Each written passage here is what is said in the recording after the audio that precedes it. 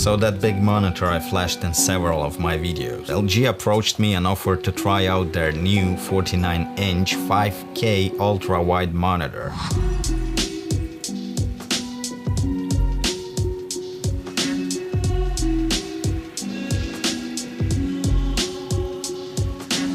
I'll be honest, outside of this situation, I would probably never consider ultra-wide and curved monitor because both ultra-wide and curved scared me.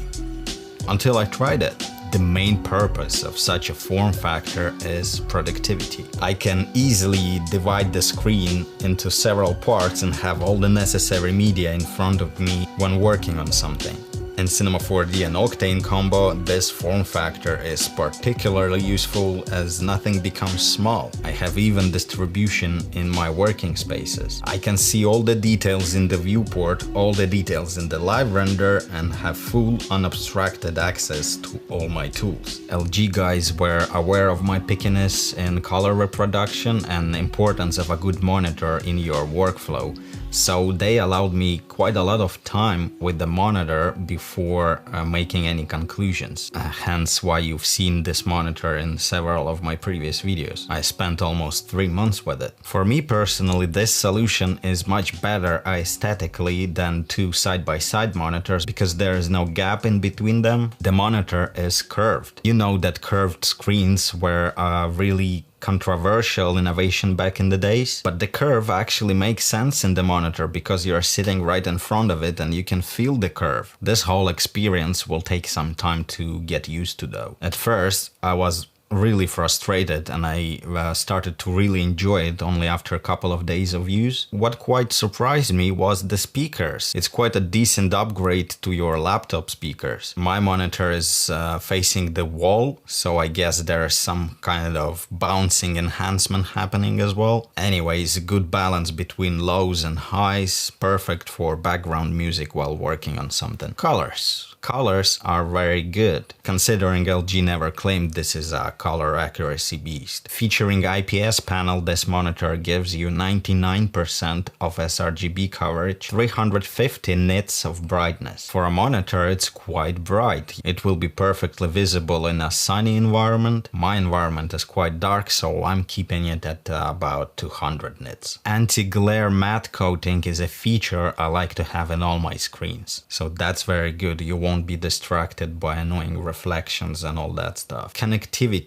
On the side you have 2 USB ports and a headphone jack. At the bottom you have USB-C port with 85 watts of power, another 2 USB ports, 2 HDMI ports, and a display port which will serve as your main input. No SD card reader, which can be found on a lot of professional monitors these days. It's a bummer, but absolutely fine. You also have a fancy joystick to control all your settings. Works fine and is quite convenient. Design-wise, it's really sexy, but I don't like the white finish on the back. If I would want to bring this monitor to our studio, it would completely destroy my black on black style, so I would really want this monitor in full black. The stand. I'm not using the stand, I'm hooking my monitor to the wall, but I've put it on a stand for you guys to show the monitor. It's really high quality, it looks good, and again too bright for my particular style. Final notes. If you're thinking about getting one of those,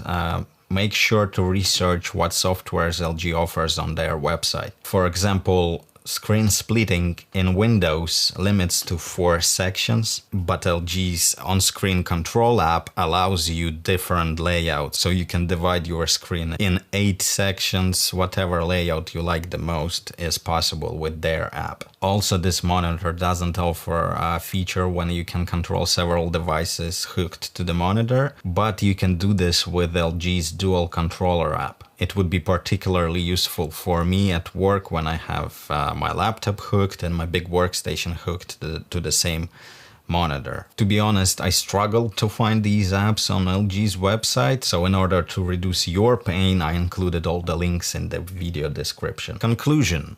I like this wide format a lot, and I'm thinking about moving this monitor to our studio to use with my reference monitors. This is a really huge desktop to fit all the necessary media on your screen. But I will have to think how to fit it in there without exposing that back white panel. Hope my review was informative enough and you enjoyed it. If you have any questions, please feel free to post them in the comment section. LG guys are reading, I'm reading, and we will reply if we can. Thank you for watching. Peace.